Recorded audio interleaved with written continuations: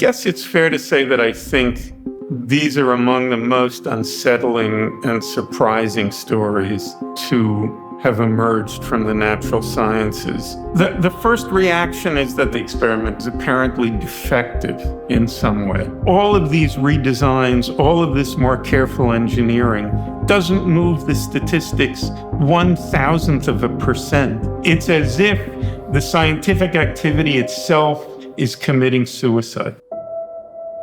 This is the moment in the horror movie when the operator tells you the call is coming from inside the house. A mathematical apparatus was developed throughout the course of the 1920s. The name of this algorithm is quantum mechanics. This algorithm was the most powerful, accurate, successful recipe for calculating the probabilities of the outcomes of experiments ever developed in the history of physics. It was astounding.